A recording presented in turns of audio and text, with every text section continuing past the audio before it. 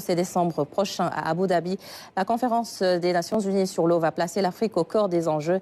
Riche de ses ressources et de sa jeunesse, le continent est une force de solutions, d'opportunités, d'innovation et de savoirs endogènes. Aboubakr Kane.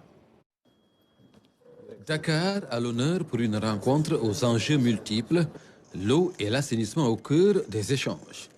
Des secteurs dont l'accessibilité touche à la dignité humaine, à la santé des populations, mais aussi à la stabilité des sociétés. L'eau est en effet une ressource vitale pour l'homme et la nature. L'eau est indispensable au maintien de l'équilibre de la planète et à l'atteinte des objectifs de développement durable. Et pour autant, nous le constatons tous, la crise de l'eau est une réalité mondiale.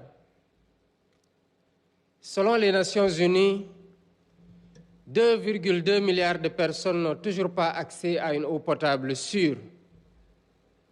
Et près de 3,5 milliards restent privés de services d'assainissement adéquats.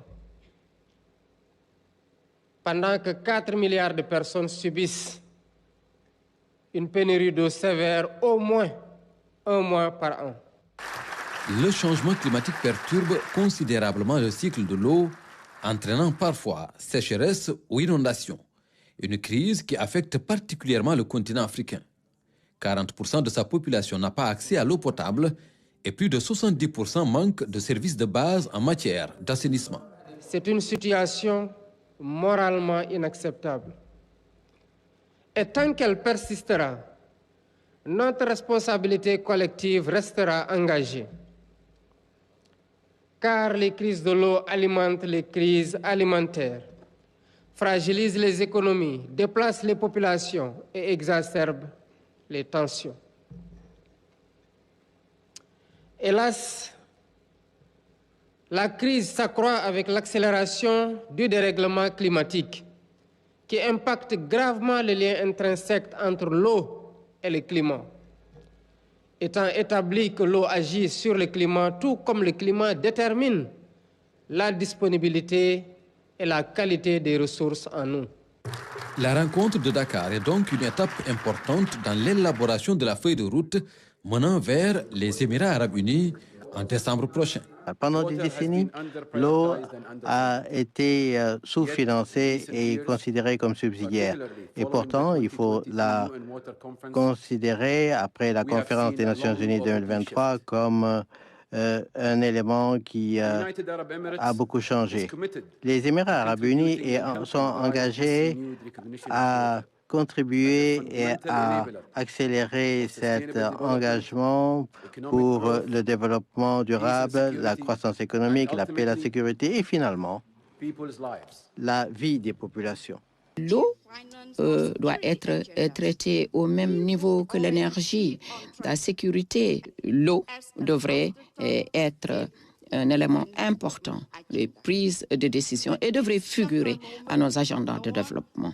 Consacré à l'eau et à l'assainissement, l'objectif de développement durable numéro 6 constitue un levier stratégique pour l'atteinte de l'ensemble des ODD. Le faire progresser, c'est donc contribuer à la mise en œuvre de l'agenda 2030. L'eau reste ainsi un acteur climatique majeur. De sa disponibilité dépendent fortement la santé, l'agriculture, l'énergie, l'éducation et la biodiversité. Face à cette précarisation de la vie, le coût de l'inaction est immense. Il se mesure en vie humaine perdue, en opportunités de développement compromises, en fractures sociales aggravées et parfois en paix menacée. C'est pourquoi investir dans l'eau n'est pas seulement financer les infrastructures, mais également investir dans la résilience climatique, dans la prévention des tensions et des conflits, dans la stabilité et la prospérité mondiale. Dès lors, il est essentiel de renforcer les efforts de plaidoyer pour que la problématique de l'eau reste au cœur de l'action climatique et de l'agenda international.